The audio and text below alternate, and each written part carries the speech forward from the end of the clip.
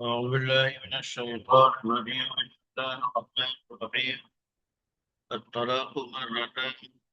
فإمساك بمعروف أو تسريح بإحسان،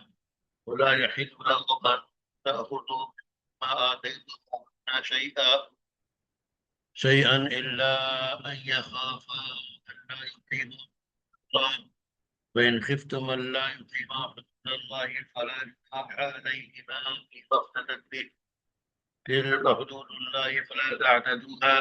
ومن يتعد حدود الله فأولئك هم الظالمون. طلاق دو بار تک ہے، اس کے بعد اچھائی کے ساتھ روک لینا ہے یا بہتر طریقے سے چھوڑ دینا ہے، اور تمہارے لیے درست نہیں کہ تم نے جو کچھ بیویوں کو دیا اس میں سے کچھ واپس لو، مگر اس صورت میں کہ دونوں کو یہ اندیشہ ہو کہ وہ اللہ کی حدیں قائم نہ رکھ سکیں۔ تو اگر تمہیں خوف ہو کہ میاں بیوی اللہ کی حدوں کو قائم نہ کر سکیں گے تو ان پر اس میں کچھ گناہ نہیں ہے جو عورت بدلے میں دے اور دے کر چھٹکارا حاصل کر لے۔ یاد رہے یہ اللہ کی حدیں ہیں، ان سے تجاوز نہ کرو، اور جو اللہ کی حدوں سے آگے بڑھے تو وہی لوگ ظالم ہیں۔ دیکھیے فرمان الہی کا یہ ٹکڑا، الطلاق مرتان، کہ طلاق دو بار تک ہے، یہ آیت ایک عورت کے متعلق نازل ہوئی، جیسا کہ مفسرین نے اس کا شأن نزول درج کیا ہے کہ وہ خاتون سرکار دو عالم صلی اللہ علیہ وسلم کی خدمت میں حاضر ہوئی، عرض کرنے لگی کہ اس کے شوہر نے کہا کہ وہ اس کو طلاق دیتا رہے گا اور رجوع کرتا رہے گا، اور ہر مرتبہ جب طلاق کی عدت گزرنے کے قریب ہوگی تو وہ رجوع کر لے گا، پھر طلاق دے دے گا، اسی طرح زندگی بھر اس کو معلق اور قید میں رکھے گا۔ یہ جاہلی دور کی علامتیں تھیں۔ تو یہ آیت کریمہ نازل ہوئی کہ تفصیل بتا دیا، اور یہ بتا دیا کہ اب یہ نہیں ہے کہ جتنی طلاق چاہو اور پھر رجوع کر لو، اور رجوع کرنے کے بعد پھر طلاق اور پھر رجوع، اور اس طرح زندگی اس کی مقید کر کے رکھ دو۔ اب ایسا نہیں ہے، قانون یہ ہے کہ طلاق رجعی جو ہے، الطلاق مرتان، طلاق رجعی جو ہے دو بار ہے۔ اب یہ دو بار طلاق رجعی ہے، یعنی اس میں رجوع کا حق ہے، لیکن اس کے بعد طلاق دینے پر کا حق نہیں ہے، یعنی تیسری طلاق دے دی تو اب رجوع کا حق نہیں ہے۔ تو گویا طلاق کو منظم کر دیا کہ ان گنت طلاق نہیں ہے، بلکہ طلاق کی جو کا نصاب جو آخری حد ہے وہ 3 طلاقیں ہیں، اور 3 طلاق کے بعد کوئی طلاق نہیں ہے، 2 کے اندر رجوع کا اختیار ہے، اور اگر تیسری دے دی تو طلاق مغلظہ ہے، اب اس کے بعد رجوع کا بھی اختیار نہیں رہ جاتا۔ تو اس آیت کا نچوڑ یہ ہے کہ مرد کو طلاق دینے کا اختیار اب صرف جو رجعی طلاق ہے وہ 2 بار ہے۔ اگر تیسری طلاق مرد نے دے دی تو بیوی اس کی شوہر پر حرام ہو جائے گی، اور پھر جب تک پہلے شوہر کی عدت گزار کر کسی دوسرے مرد سے نکاح اور اس کے بعد خلوت کرے، عدت نہ گزارے، تب تک پہلے شوہر پر حلال نہیں ہوگی۔ یعنی 3 طلاق کے بعد یہ طلاق مغلظہ پڑ گئی۔ اب اس کے بعد اگر یہ دونوں مرد و عورت چاہیں کہ پھر نکاح کر لیں اور میاں بیوی کی حیثیت سے زندگی گزاریں تو یہ ان کے لیے جائز نہیں ہے۔ بس ایک ہی صورت ہے کہ یہ 3 طلاق دی ہوئی عورت اس کے شوہر پہ جس نے طلاق دی ہے اسی وقت حلال ہو سکتی ہے، یہ نکاح ہو سکتا ہے کہ یہ مطلقہ مغلظہ کسی دوسرے مرد سے نکاح کر لے، وہ دوسرا مرد مر جائے، اور پھر عدت گزار کے اگر یہ چاہے تو یہ دونوں پھر دوبارہ نکاح کر سکتے ہیں، یا یہ کہ وہ مرے نہ لیکن پھر ناچاقی ہو جائے آپس میں اس نئے شوہر میں اور اس میں، اور اس ناچاقی کی بنیاد پہ وہ اسے طلاق اپنے طور پہ دے دے اور پھر یہ مطلقہ ہو جائے۔ تو اب اگر مطلقہ ہونے کے بعد، معتدہ ہونے کے بعد پھر جب عدت گزر جائے تو یہ پہلے شوہر سے نکاح کر سکتی ہے۔ یعنی یہ ایک صورت بتائی ہے کہ یہ حرمت جو ہے، 3 طلاق کی جو حرمت ہے وہ قائم رہتی ہے۔ اگر وہ دور ہوگی، ختم ہوگی، کسی کوئی صورت ان دونوں یہ دونوں نکاح کرنا چاہیں گے تو یہی ایک صورت رہ جاتی ہے۔ اب وہ ایک صورت جس انداز میں پوری ہو وہ اس کے حساب سے اس کے مسائل ہوں گے، اور اس سلسلے میں وعیدیں ہیں، اس سلسلے میں جو حدیثیاں ہیں، اور قانون کا اعتبار کرنا اور اس کو اس کا پاس رکھنا یہ ضروری ہے۔ اس لیے 1 طلاق یا 2 طلاق کے بعد رجوع کر کے اچھے طریقے سے اسے رکھ، یعنی اگر 1 طلاق دے دیا رجیع یا 2 طلاق دے دیا تو اب اگر چاہو تو اسے رجوع کر لو، اور رجوع کر کے بہترین طریقے سے جو میاں بیوی کی زندگی ہوتی ہے شریعت کے آداب اور اصول کے مطابق ہنسی خوشی گزارو۔ یا یہ کہ اب کوئی مزاجی منافرت اور مزاج کی شدت اور عدم ہم آہنگی کی وجہ سے اب کوئی صورت نہیں ہے ایک ساتھ گزر بسر کی، تو 1 طلاق اور دے دو اور اسے چھوڑ دو، تاکہ وہ معلق نہ رہے، مقید نہ رہے، بلکہ وہ اپنا کوئی ساتھی شریعت کے ضابطے کے مطابق ڈھونڈ لے اور پھر نکاح کر لے۔ یہاں جو بتایا گیا کہ احسان کہ اچھے طریقے سے روکنے کا کیا مطلب ہے؟ کہتے ہیں کہ اچھے طریقے سے روک لے یا اچھے طریقے سے چھوڑ دے،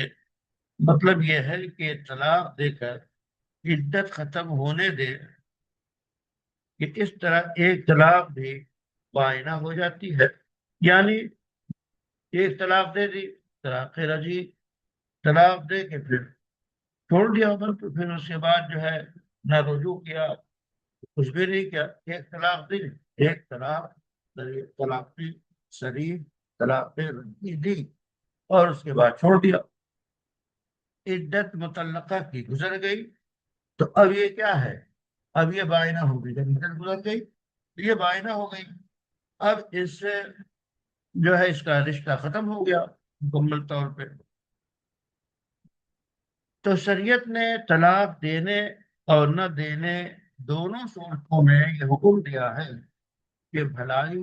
خیر خواہی کا لحاظ رکھو۔ اور پہلے جو لوگ طلاق بھی دیتے تھے، میاں بیوی اگر الگ بھی ہوتے تھے، تو دونوں یہ کہتے تھے کہ ہم نے تمہارے اندر اتفاق تھا، ہماری تقدیر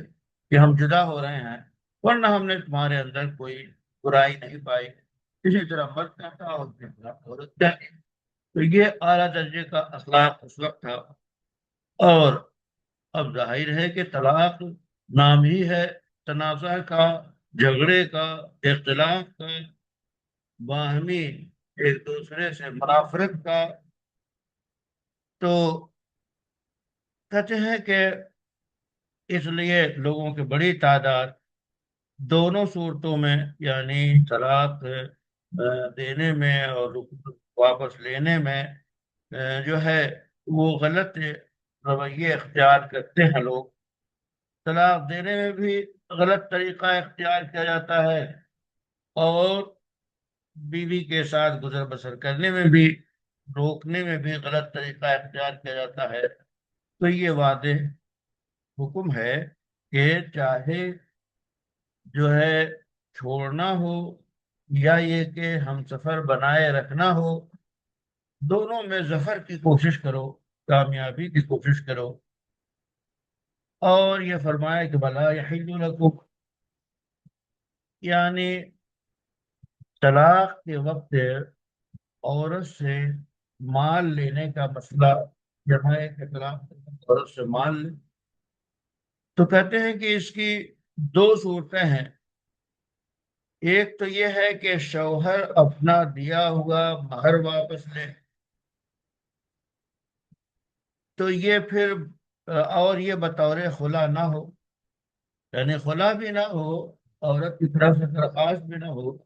اور مرد طلاق دے، اور طلاق دینے کے وقت جو مہر اس نے پہلے دیا تھا جہاں دینے کا رواج ہو، عام طور پہ تو طلاق مہر دینے کا رواج ہی نہیں ہے، تو کہہ رہے ہیں کہ مہر واپس لے۔ تو کہتے ہیں کہ یہ مہر واپس لینا سراسر زیادتی، ناجائز اور حرام، کہ جس عورت سے نکاح کیا اور نکاح کرنے کے بعد دن گزرے اور اس کو مہر بھی دے دیا، اب اسے اگر طلاق دے دی تو طلاق دینے کے بعد یہ کہنا کہ ہمارا مہر واپس کر دو، یہ مال لینا درست نہیں ہے۔ اور یہ مضمون اور یہ حکم سورہ نساء میں بھی بیان کیا گیا ہے کہ تم بیویوں کو ڈھیروں مال بھی دے چکے ہو تو طلاق کے وقت اس سے لینے کی اجازت نہیں ہے۔ ایک صورت یہ ہو گئی۔ دوسری صورت مال لینے کی یہ ہے کہ عورت مرد سے خلا لے، یعنی مرد خود طلاق نہیں دے رہا ہے، بلکہ عورت کی درخواست اور خواہش ہے کہ وہ جدا ہو جائے کچھ لے دے کے۔ تو کہتے ہیں اگر عورت مرد سے خلا لے رہی ہے اور اس خلا میں عورت کی طرف سے اس مال کی ادائیگی کی جا رہی ہے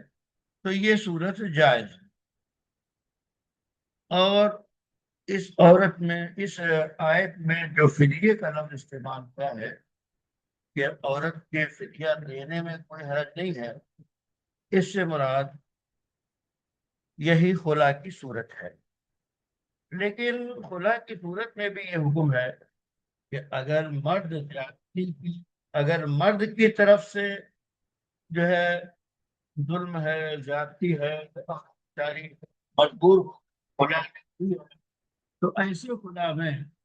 خلا کی صورت میں مال لینا کراہت سے خالی ہے۔ اور اگر عورت کی سرکشی ہے کہ وہ اس گھر میں رہنے کو تیار نہیں، اس کا معیار الگ ہے یا سوچ الگ ہے، تو عورت کی طرف سے اگر سرکشی اور زیادتی ہے اور وہ خلا طلبی ہے، تو اس وقت اگر مال جو طے کیا گیا خلا میں وہ جو ہے لے رہا ہے تو لینا درست ہے۔ لیکن ایک صورت یہ بھی تعلیم نے بھی دی کہ جو بھی مال عورت سے خلا کے بدلے میں خلا کے طور پہ لے، تو اس کا لحاظ ہے کہ جو مہر اس نے دے رکھی ہے اس سے زیادہ نہ، اس سے زیادہ لینا جائز تو ہوگا لیکن مکروہ ہوگا، اور یہ فتاوی کی کتابوں میں تفصیلات اس کی موجود ہیں۔ اب اس کے بعد بات رہ جاتی ہے خلا کی،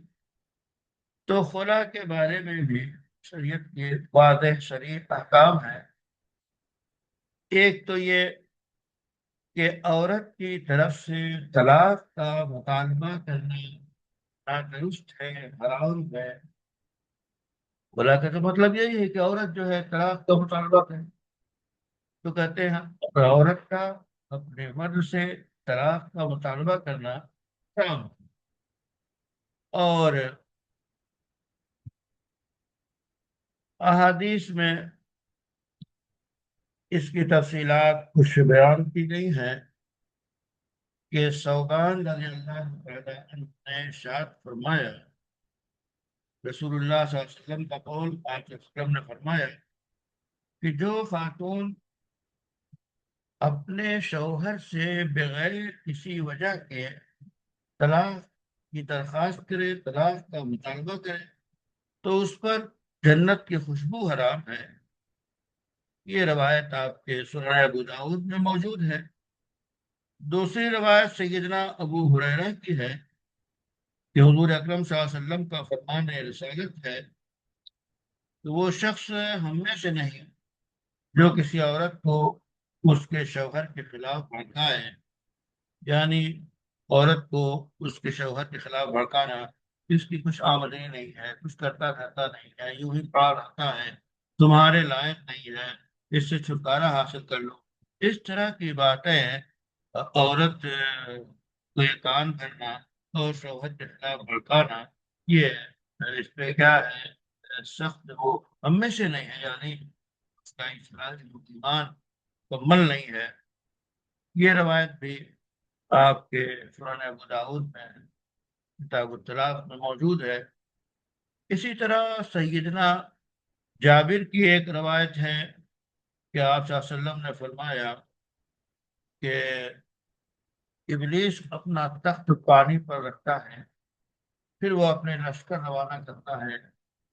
اس کے نزدیک سب سے زیادہ مقرب وہ شخص ہوتا ہے جو سب سے زیادہ فتنہ ڈالتا ہے۔ اس کے لشکر میں سے ایک آ کر کہتا ہے میں نے ایسا ایسا کیا، ابلیس کہتا ہے تم نے کچھ نہیں کیا، پھر ان میں سے دوسرا آ کے کانا خوشی کرتا ہے کہ میں نے ایک شخص کو اس حال میں چھوڑا کہ اس کے اور اس کی بیوی کے درمیان جدائی کروا دی۔ یہ سنتے ہی ابلیس اس کو اپنے قریب کرتا ہے اور کہتا ہاں ہاں یہ کام تم نے بہت بھلا کیا، بہت اچھا کیا۔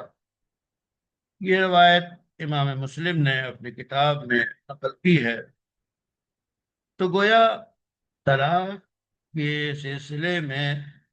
یا مرد کو آمادہ کرنا یا بیوی کو آمادہ کرنا اور اس میں دونوں کے درمیان اختلاف پیدا کرنے کی کوشش کرنا، یہ بڑا جرم ہے، معاشرتی اور سماجی اور اخلاقی اور دینی۔ کہتے ہیں کہ خلا جو ہے اس کا مطلب یہ ہے کہ مال کے بدلے نکاح دائر کرنے کو خلا کرنا، عورت کی طرف سے درخواست ہو اور کچھ مال لے کر نکاح کو ظاہر کر دیا جائے تو یہ خلا کہلاتا ہے۔ اور خلا میں شرط ہے کہ عورت اسے قبول کرے، یعنی خلا جو ہے صرف مرد کی طرف سے نہیں ہوگا بلکہ عورت اسے قبول کرے گی تب وہ خلا ہوگا۔ اسی طرح یہ بھی مسئلہ ہے کہ میاں بیوی میں اگر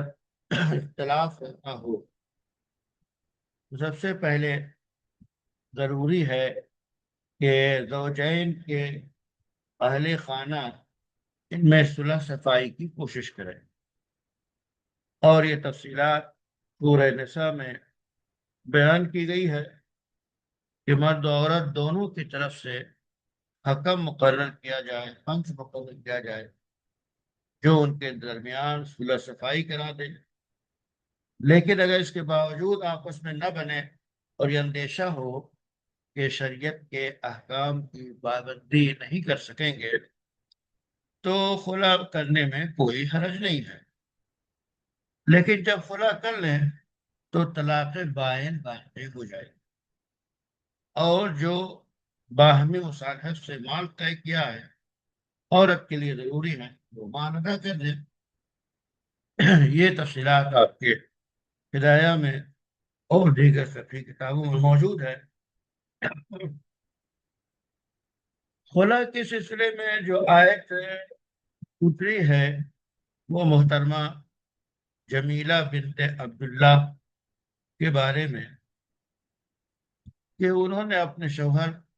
ثابت ابن قیس کی شکایت حضور اکرم صلی اللہ علیہ وسلم کی بارگاہ میں کی، اور بالکل کہنے لگی وہ کسی طرح ان کے پاس رہنے پر راضی نہیں ہوئی۔ تو ثابت نے کہا کہ میں نے ان کو ایک باغ دیا ہے، اگر یہ میرے پاس رہنا گوارا نہیں کرتی ہیں اور مجھ سے علیحدگی چاہتی ہیں تو وہ باغ مجھے واپس کریں، میں ان کو آزاد کر دوں گا۔ جمیلہ محترمہ نے سنتے ہی اس بات کو بھی، اس بڑے خسارے کو بھی منظور کر لیا، اور حضرت ثابت نے ان سے باغ لے لیا اور ان کو باغ حوالے کر دیا اور طلاق دے دی، یعنی خلا کی ایک شکل یہ بیان کی گئی ہے۔ اس روایت کو اور بھی تفصیل سے بیان کیا جاتا ہے مختلف انداز میں۔ آپ کے سامنے جو روایت نقل کی گئی ہے اس کا حوالہ در منصور ہے۔ تو یہ گویا اس آیت کے متعلق تفصیلات ہیں، اور ملا جیون علیہ الرحمہ نے اپنے اسلوب میں بیان کیا ہے، اور وہ فرماتے ہیں کہ الطلاق مرتان، کہتے ہیں یہاں اس کی تفصیل یہ ہے کہ جب طلاق کی تعداد جاہلی دور میں متعین نہیں تھی، ایک نہج نہیں تھا، جتنی چاہے طلاق دیں، جب چاہے رجوع کر لیں، پوری زندگی اسی طرح جن رکھیں، چاہے 10 طلاق دے اور پھر رجوع کر لے، اور عدت کے ختم ہونے کے بعد پہلے عدت کے ختم ہونے کے بعد پھر طلاق دے دے اور پھر رجوع کر لے، تو یہی چکر چلتا رہا ہے۔ اسی اسنا میں ایک خاتون ام المومنین سیدہ عائشہ رضی اللہ تعالیٰ عنہا کے پاس اپنی فریاد لے کر آئی کہ میرا شوہر میرے ساتھ یہ سلوک کر رہا ہے کہ طلاق دیتا ہے پھر رجوع کر لیتا ہے، پھر طلاق دیتا ہے پھر رجوع کر لیتا ہے، یہی معاملہ میرے ساتھ چل رہا ہے، میں تو پریشان ہو گئی۔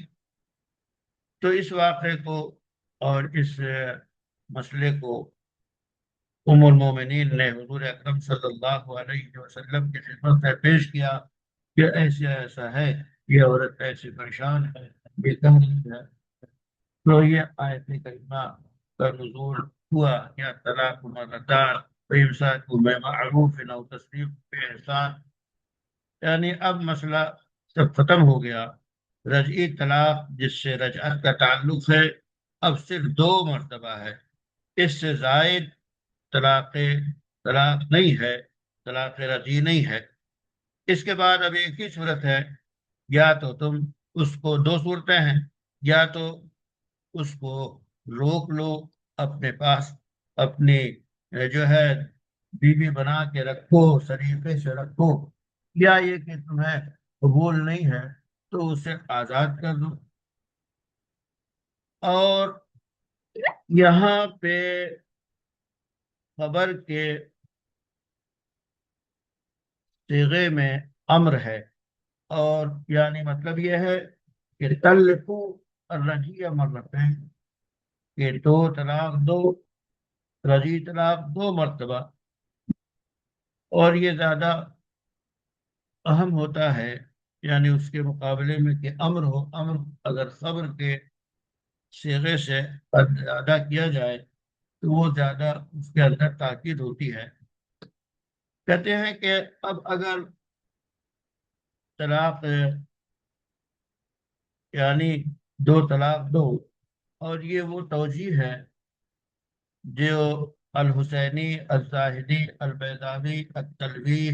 یہ سب میں مقبول ہے، اور سادات شافعیہ کا یہی قول ہے، اور امام ابو حنیفہ رحمۃ اللہ علیہ کا بھی یہی قول ہے۔ اس کے بعد کہتے ہیں کہ یہاں ایک اور توجیہ امام ابو حنیفہ کے مسلک کے مطابق کی ہے، جس کو صاحب کشاف اور صاحب مدارک نے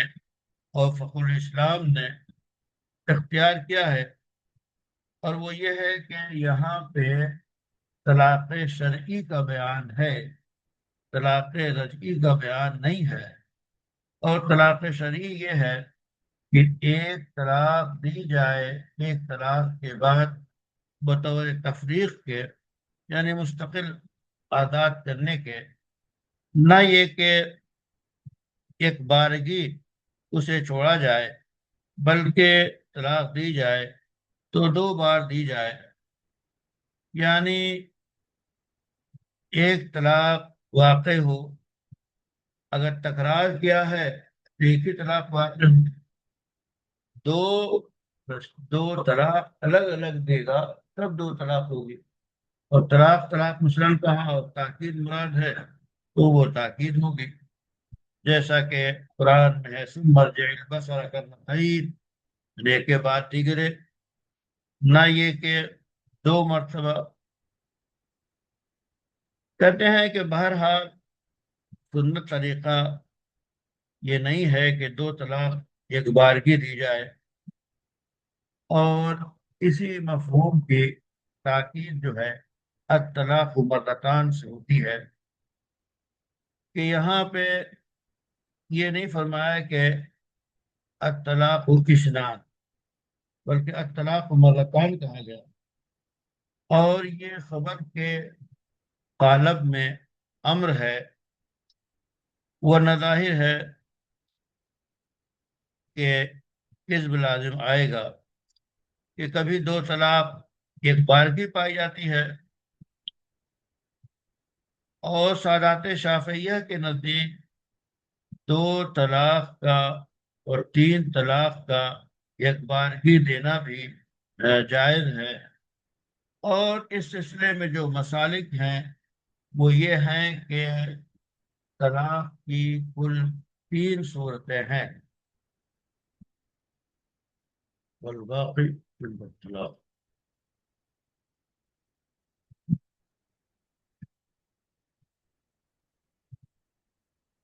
شاہد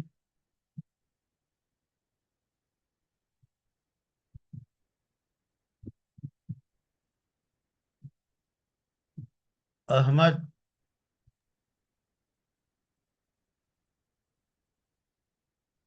شاہد احمد